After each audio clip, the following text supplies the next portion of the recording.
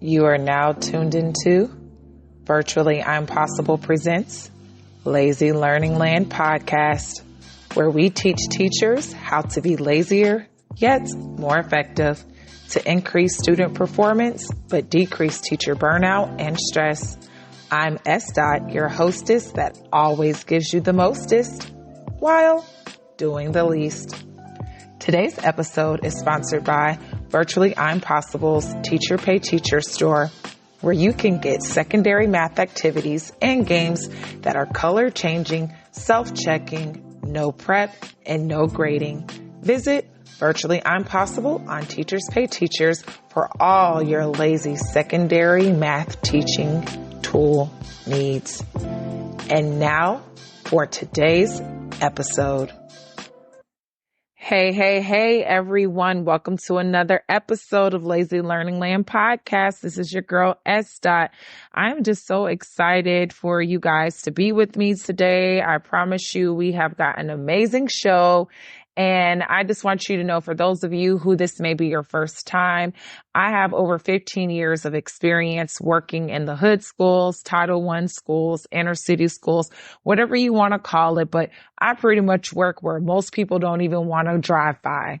So I have definitely developed a ton of great strategies that have helped me to thrive. I've only taught in the hood schools. I love teaching where I am, and I see myself retiring from working with this demographic after 30 plus years.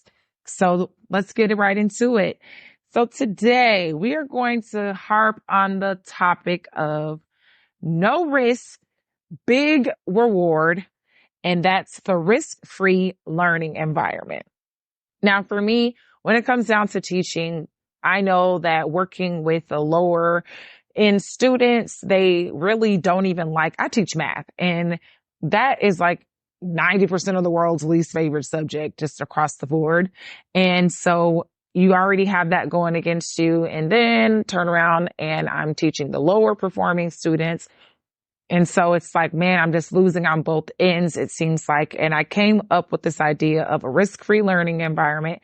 No, I'm not the person that copyrighted it, but I definitely have some really great strategies and ideas on implementing it that when I share it with teachers at my schoolhouse, it really just helps them to transform the culture of their classroom.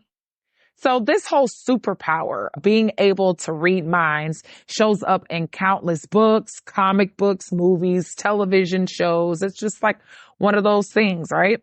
And where this superpower actually fails to show up in real life, like, how wonderful would it be if, as a teacher, we were able to read our students' minds? But we can't, but it would be nice because we would know whatever devious act they're thinking of doing before they actually do it. And we could easily catch our students in lies. I mean, come on, the list of possibilities is endless if teachers could actually read minds. But most importantly, we would know what our students were thinking to get their answer. Like whenever they're answering questions, like we would be able to know how that hamster was running on the wheel and what that hamster helped their brain to come up with as to why those words came out of their mouth or why that answer is on their paper or on their computer. Like we would just have deeper insight into these kids' minds. In order for us as educators to best help our students, they got to show their work, or they have to be able to verbally or writtenly, I don't even know if writtenly is a word, but they have to be able to verbalize or write their explanations on how they arrive to their answers. Because sometimes it's a thought process error, not just necessarily your answer's wrong. It's not clear cut and dry, you're wrong. It's there's something faulty in your thought process that contributed to you being wrong. And we kind of need to know what that is so we can fix it. But it is like really, really, really, really, really frustrating to like every teacher ever that has ever taught or tutored a student, and they either don't show their work or they have this just such an amazing and elaborate explanation of, I just guessed, or it just looked right. Even worse is when we encounter those students who actually just refuse to even try to answer the question because their go-to response is, oh, I mean, I ain't tried cause I ain't know how to do it. I ain't know how to start. I don't know how to do this. Miss, you ain't never taught me this. I don't know what I'm doing. I wasn't here when you taught this. I was sick. I stayed home that day. Like, whatever. But they just blurt, wonderful excuses out like that about, why they didn't even try the question. And whether it's because they didn't explain or show their work or explain their answer, or whether they just did not try at all, we still end up in the same spot, which is we are unable to effectively do our job if we cannot pinpoint and determine where the disconnect is happening for our students. So now that we have identified this problem, what's the why behind this? Like, why are our students so afraid to try? And basically, I've narrowed it down to these two things. And yes, there's probably more, but all roads seem to lead back to these two main pillars or main ideas as to why our students are afraid to try.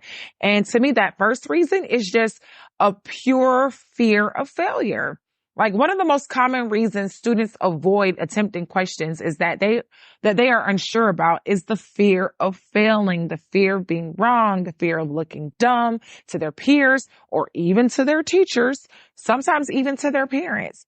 Like, from this fear of looking dumb or the fear of possibly being called dumb or stupid, grows the mindset that if I can just avoid answering altogether, I am pretty much 100% guaranteed that I can never be called dumb or labeled dumb or teased as being dumb or have to receive a bad grade because I tried and I got it wrong. So therefore a bad grade means I'm dumb. So it alleviates all of that just by flat out refusing to answer. Then they can always hold on to, well, yeah, I failed, but that's because I didn't even try. Like, I bet you I could have passed if I would have actually tried. But I just didn't feel like it. But they do this repeatedly, and then that's why they got the D's and F's.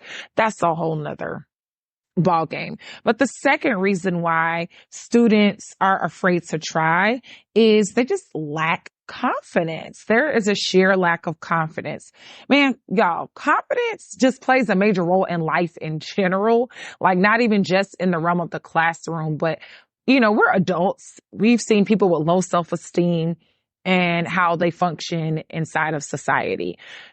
Outside of the classroom. We've seen them in the workplace. We've seen them in social settings. Like, you can spot the person that does not have confidence. But a student who lacks confidence does not believe that they actually possess the skill set to get the hard questions right.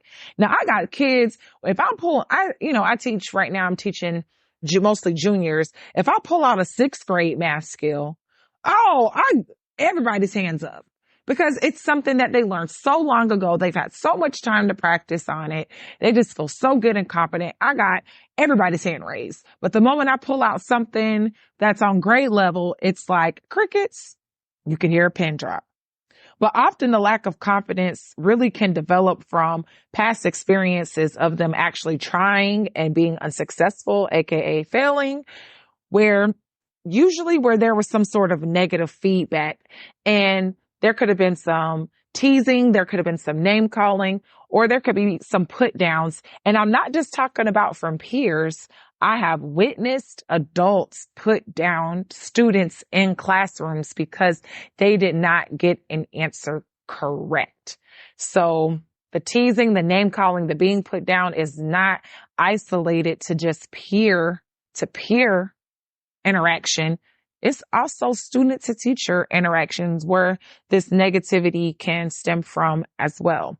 But I do believe that these two factors alone should be enough for most educators to consider trying to implement a risk-free learning environment. And we're getting ready to get into exactly how to get her done, pal. So we are going to move into how I create my risk-free learning environment. So I'm just going to open up my playbook to you guys. I'm going to let you in on my playbook. The first thing that I do for my students And keep in mind, I do teach math, but all of these skills and concepts, all of these ideas can be tailored for any subject area. So I may use more math examples, but again, it can be tailored to any subject area and really to any grade level as well. But the first thing I do to help create my risk-free learning environment is I give grades on effort. Yeah. You know, the participation grades that they say that you can't give for real. Well, I give them. I have, a little checklist of criteria for being able to earn up to the maximum amount of points, but it really is based on effort. So this is what I tell my students.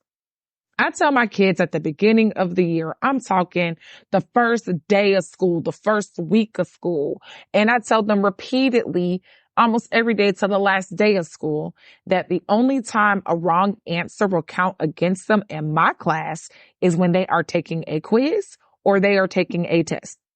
All other problems, all other questions that they do, be it the bell ringers, be it classwork, homework, etc., all that stuff are graded on effort and their willingness to fully engage in the learning process. So for me, for example, students can earn full credit on an assignment for trying, showing their work, or explaining in writing, making corrections to their paper, and then doing a 1 to 2 sentence reflection after they make the correction. And I only give half credit if they try the problem, but they don't actually take the time to make corrections and reflect.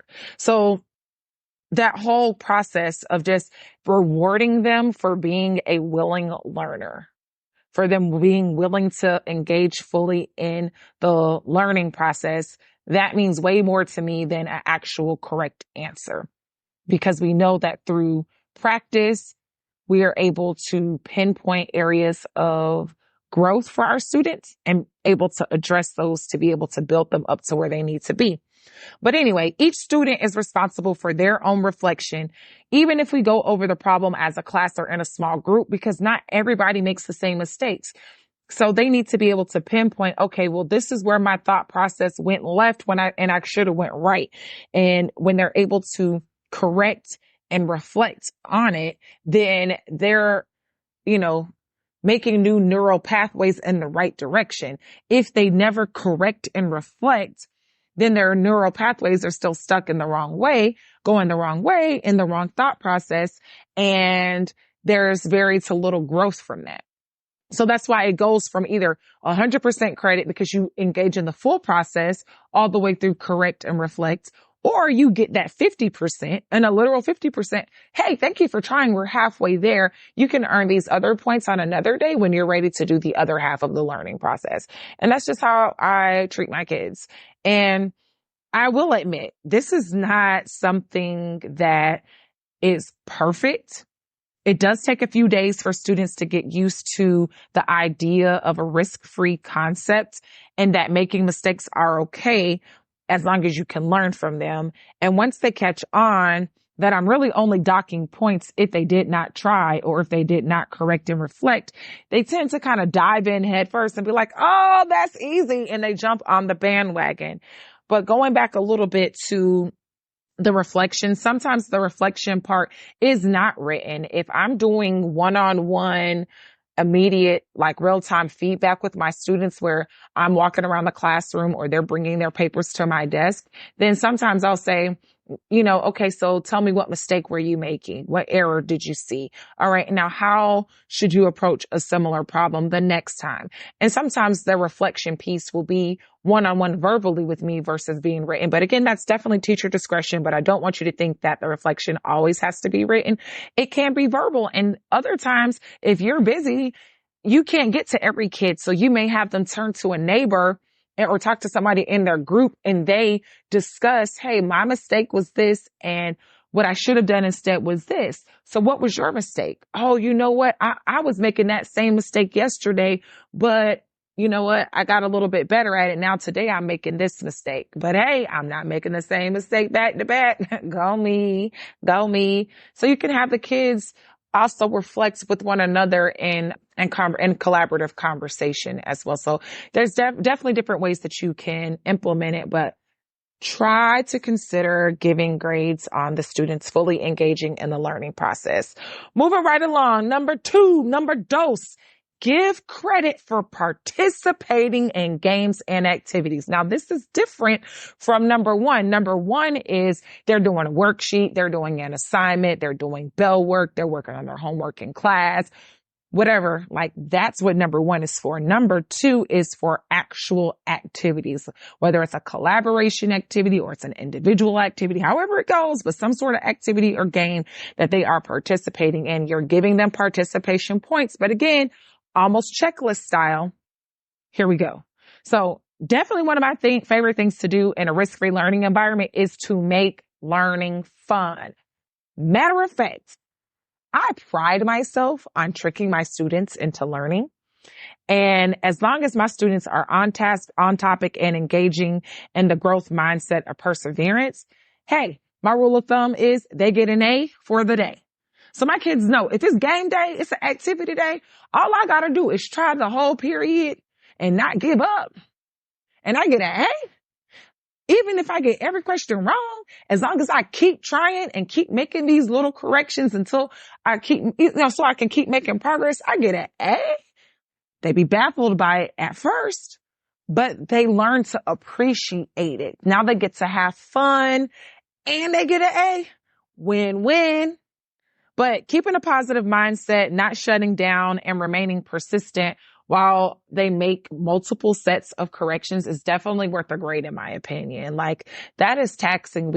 Our periods are about 50 minutes where I am. And if we start the activity within the first 5 to 10 minutes of class, well, you've got at least 40 minutes of engagement with the content.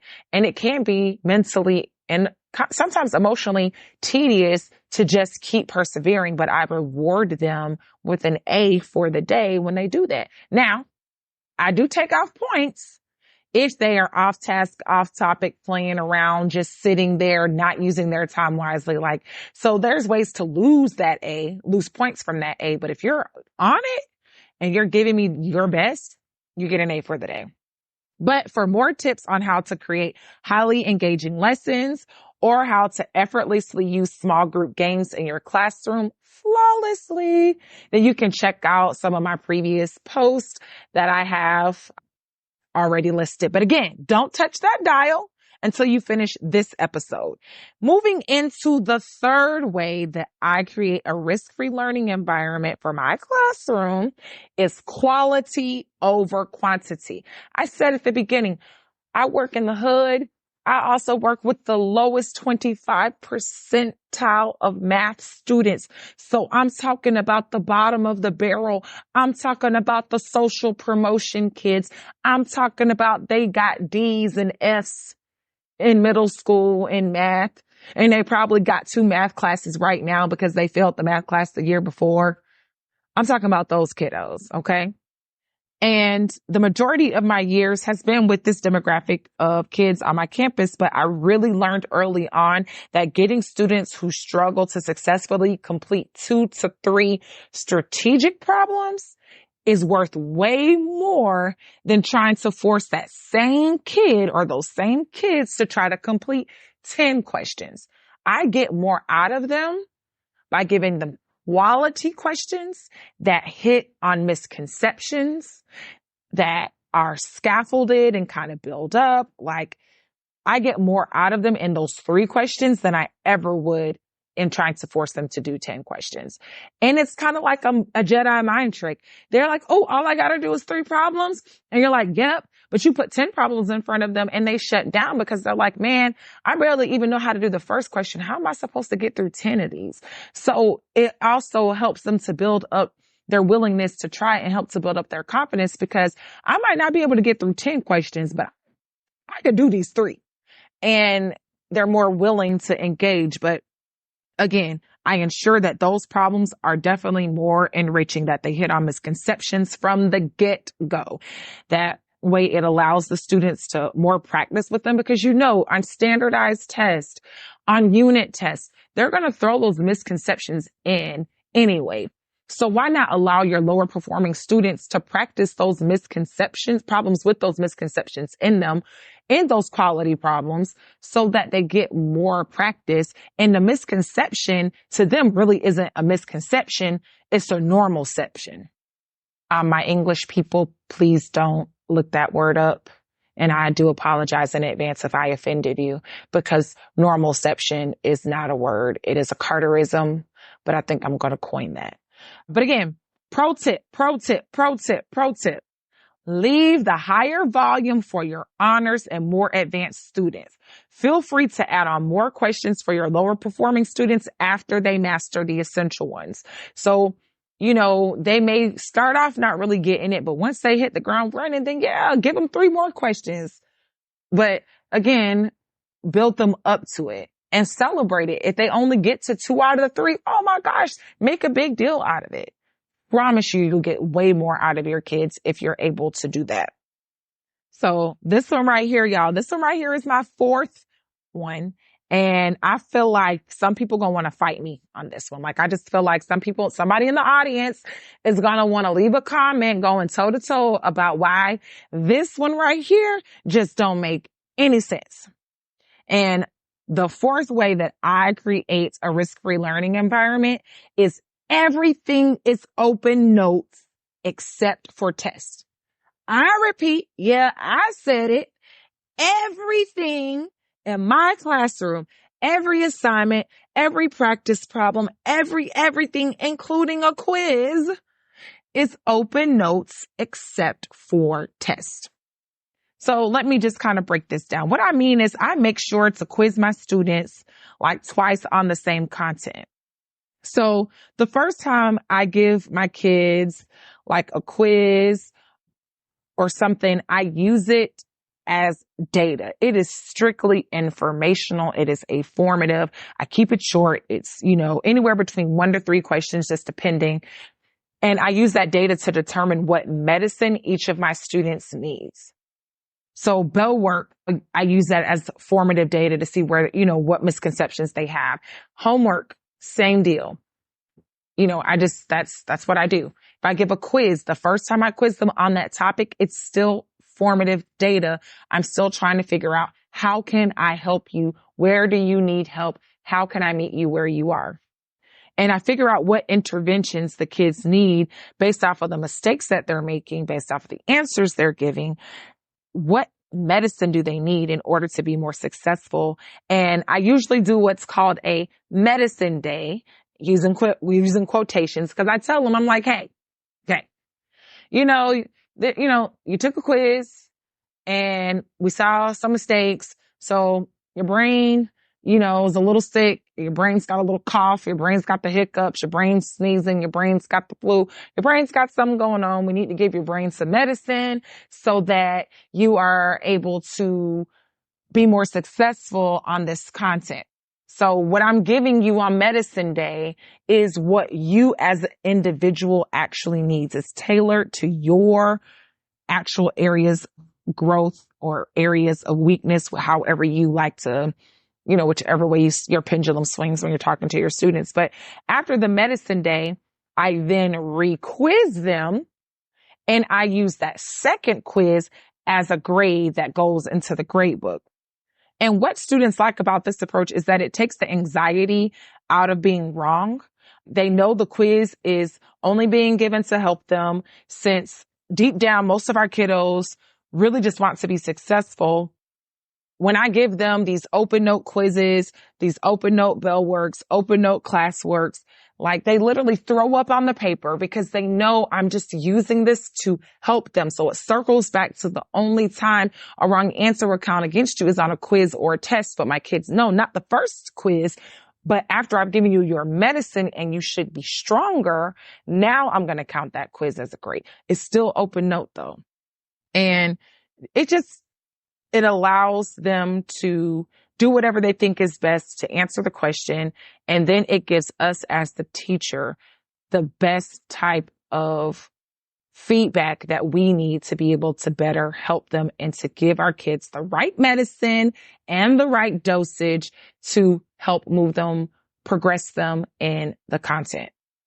I want to cycle back a little bit in this point of everything is open notes except for tests. And part of the rationale behind that is kids will be more engaged in your lecture days when they know that their notes mean something, when they know that they have the opportunity to use them again. And it's not just busy work. Their notes actually have meaning.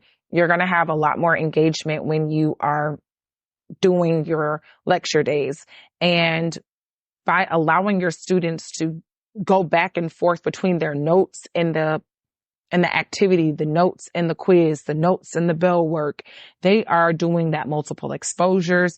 It is causing them to have to re-engage with your notes multiple times, which is in a way a form of helping them to study and just be able to recognize certain things. And a pro tip, when it comes down to parents, when you can tell a parent that you let their kid use their notes on everything except for a test, do you understand how much more that parent is on your side when their child is failing? Because they're like, so what are you doing? How do you get to use your notes on everything and you still have an F?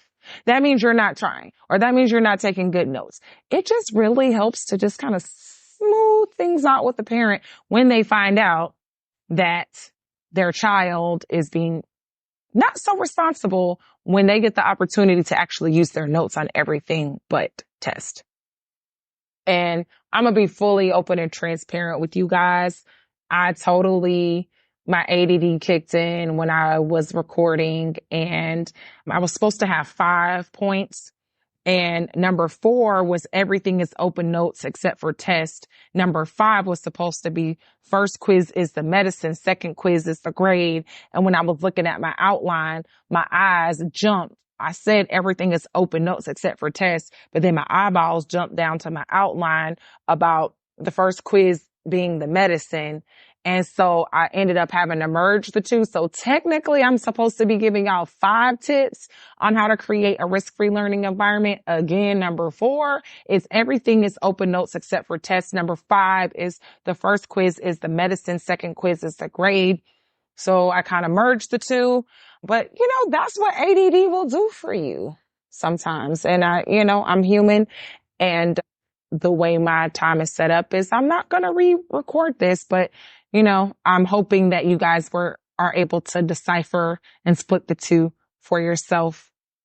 And I appreciate y'all's understanding and you allowing me to just be human. Thank you for allowing me to be human. In conclusion, for creating a risk-free learning environment, the moral of this entire story is to reward your students for their willingness to engage in the learning process, y'all. Reward them for being risk takers. Reward them for giving whatever you put in front of them a try. Reward them for being persistent. Reward them for making corrections until they get the correct process or they get the correct answer. I'ma just keep it real. A risk-free learning environment allows students to just say, F it. I'm going to give it my best shot. Good, bad, ugly, right, wrong. When your students are in this mindset, it allows us as educators to collect the necessary data we need to truly individualize, to differentiate, and to meet our students where they are. I get the most out of my students when they comprehend and understand that my ultimate goal is to help them on whatever level they show me they are at. And when they understand that, they are willing to show me they're at a level 0. They're willing to show me they're at a level red, because they say, no matter where I am, my teacher is going to help me get better. There is less shame for those babies. Every kid gets some type of medicine. Even my higher performing students, they get medicine. Sometimes it's more challenging questions. Sometimes I move them onto a different topic. Sometimes it's the same type of problems, but maybe it's word problems. Like I find a way to give every kid their medicine to just take them up a notch or 2 notches.